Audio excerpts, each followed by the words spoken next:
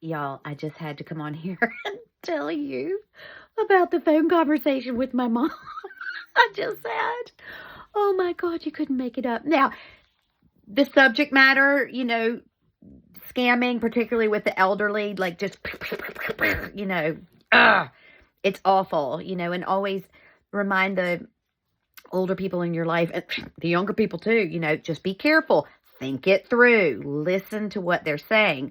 Well, Mom was telling me that on Thursday, and I was at a wedding in Dundalk on Thursday, and she got up, and Thursday morning, which would have been my afternoon, she gets a phone call.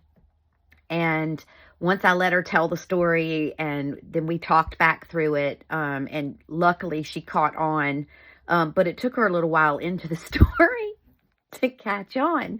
She got a phone call, and it was a girl's voice.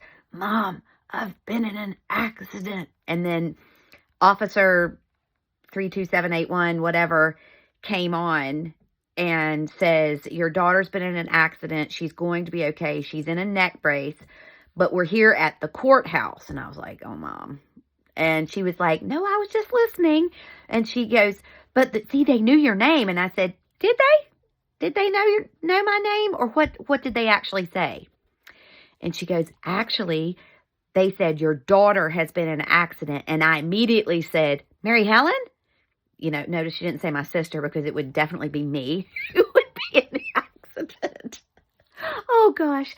And so, of course, once she gave the name up, they're like, yes, it's Mary Helen, And so I said, Mom, did the guy have an Irish accent? And she was like, no. And I said, we call them Gardaí over here, not officers, not police. And she was like, oh, that's right.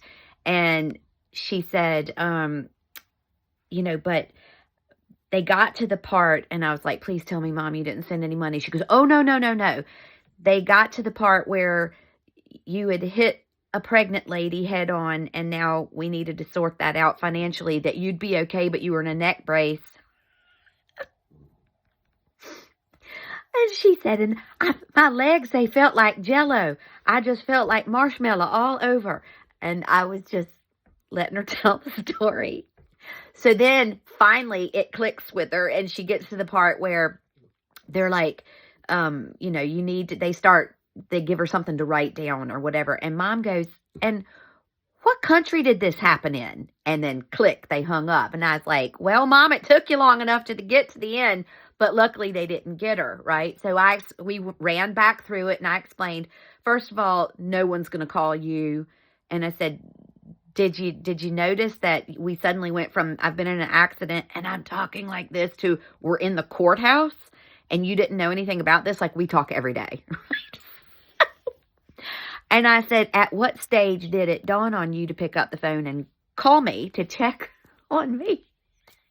And she goes, well, I was late for my appointment to the hairdresser, so I said I'd call afterwards. And that is why Miss Helen has made it to 94. Self-preservation.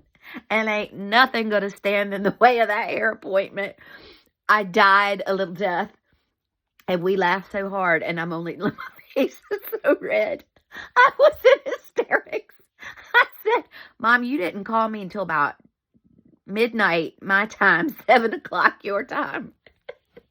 When did you get the call? And her hair appointment's always at 11. So she was like jelly, and her legs were like marshmallows, but she wasn't going to miss that hair appointment. I love my mother.